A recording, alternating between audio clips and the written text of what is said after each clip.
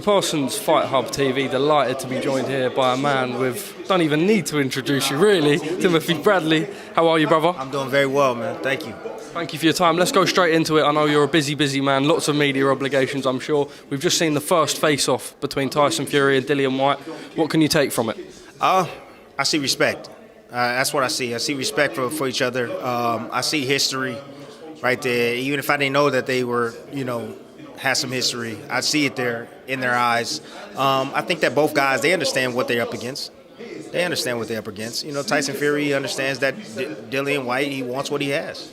And he's trained, his body and his mind to be prepared for that. And same thing with Dillian Whyte. Same exact thing. So, cordial, calm before the storm. I think Saturday night, I think we'll have a hell of a fight. Did you expect the press conference to be a bit more fiery, perhaps?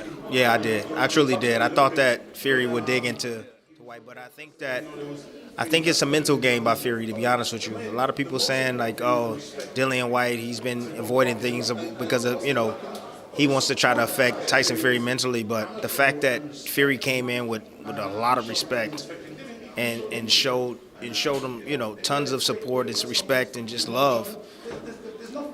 He's kind of trying to calm down. I think he's trying to calm down Dillian Whyte. He doesn't want him to come out swinging crazy. He's kind of trying to like brother-in-law him, I would say, brother-in-law. So I think it's a mental game for Tyson Fury. I know you've got Dean next to you, so I don't want to piss anyone off. But obviously, I've got to push you for a prediction. Tyson Fury goes into this fight as a favourite.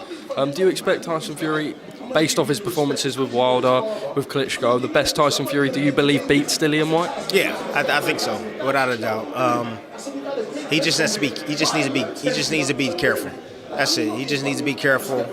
If he pays homage to his defense after he punches, he should be fine. I think Fury's just a better fighter all the way across the board. Dillian's a fantastic fighter. He really is.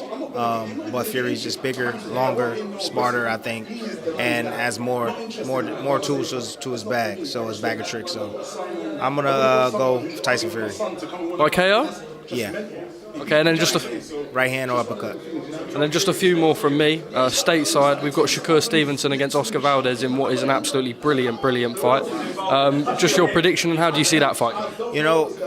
I don't really want to count out Oscar Valdez. I think he has a puncher's chance. I think Shakur Stevenson is brilliant, has a brilliant mind, a brilliant boxing IQ. So I would have to lean more towards the boxer here, Shakur Stevenson. I think he's going to move and do whatever it takes, punch, counter punch, do whatever it takes to kind of isolate Oscar Valdez in his game and what he brings. So I would say Shakur Stevenson. I would say 8 rounds to 4.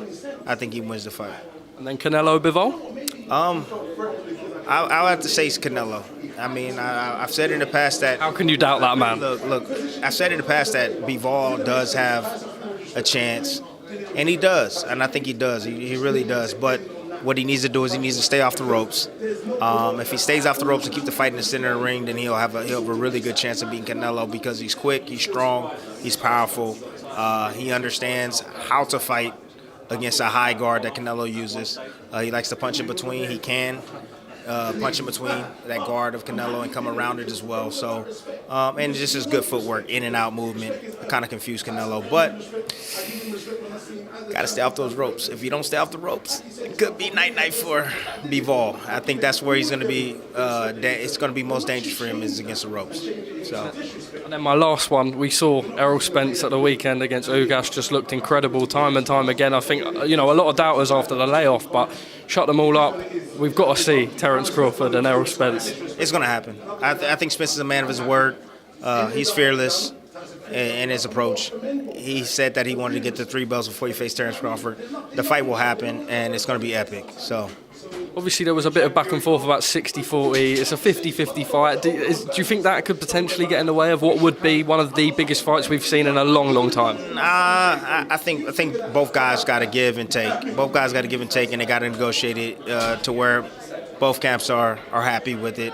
I wouldn't mind seeing a 50-50 fight, but it's not my negotiations. It's Terrance and Spence's negotiations. It's up to those guys to get the fight done any way they can. Prediction for that fight if it gets made? I'm doing Terrance Crawford by knockout, either 9 or 10 rounds. You know what? I think I said 11 rounds to my buddy. I said 11 round. I'm going Terrance Crawford knockout. I just think that he just has more.